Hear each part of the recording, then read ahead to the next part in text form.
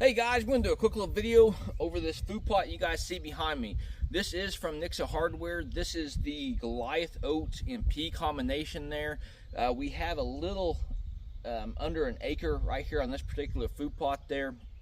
But what we end up doing is a 70-30 combination from Nixa there with the Goliath oats, and then followed up with their peas. And really worked out great. These have grown up. We did find ourselves in a little bit of a predicament there with what we can actually spray and what we can't. And what I did find out was there's not a product that you can spray on a combination of the oats and peas, those peas being a legume and your oats being such as your grass. And so you could not spray a 2,4-D, you couldn't spray anything. So what I ended up doing is I waited until these weeds got up and those oats were still, say, 4 or 5 inches. I came in here and I just mowed down as much as I possibly can. That may have been a waste of time, but I did it anyway just to kind of see, but I didn't damage any of the oats or the peas because they just weren't as high as what they are today. So as you guys can see, there are still quite a few of these yellowing weedy plants there. Kind of show you guys more in depth here because there's several of them sitting right here. But those should be, there shouldn't be any issue with this. As you guys can see, this is just one example over the entire food plot here with these oats. I mean, they have been rock solid with that drill system there from RTP. And then, right up through here, I'll kind of show you the bean aspect here versus the oats.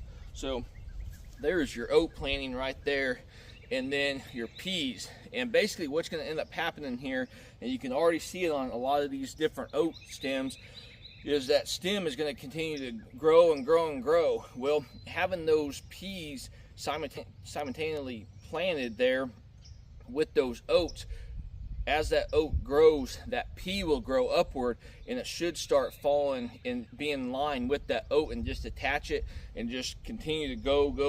And it should be a really great lush food plot here in the next couple months for these deer and turkeys. And I'm already seeing quite a few deer as well as a few turkeys on this piece of property utilizing this food plot there. But as you guys can see, this is not going to be the perfect food plot where there's no weeds or anything like that. So as you guys progress into this, don't think that you're going to have a weedless food plot in this particular instance there. But I will walk you guys through how we got in this position here with the stages. So last summer we did come in here in May and we planted Summer Giant from Nixa Hardware, an extremely lush, beautiful food plot for you guys during the summer months that will actually probably carry and will carry you guys on in to the early part of hunting season. And I've done this in Kansas numerous times. And then right after that, we came in here on this particular food plot. We came in here and we sprayed it, killed it all off, and we came back through here with the RTP and drilled in the buck salad. Well, a lot of you guys know in the Midwest we had an extreme drought during that August time period all the way in to really mid-October. And we had some decent growth. I'm actually seeing some volunteer brassicas throughout this food plot, but this food plot still provided some pretty good nutrition for the deer. They were in here every single night, so we got good growth from the 6-way brassica blend, that buck salad. But what we ended up finding ourselves in a situation is once we got into that January, February time frame, we kind of had a stagnant where we still had a lot of the brassicas up, but we just didn't have that many.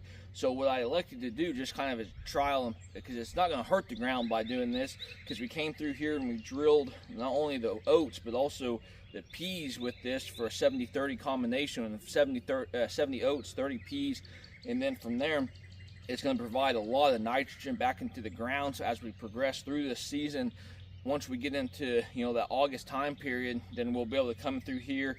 I'll spray and kill a couple weeks early, and then we'll be running over here with the RTP right again with a brassica blend there, maybe deer plot food plot, or the deer plot blend, or bullseye from Nixa.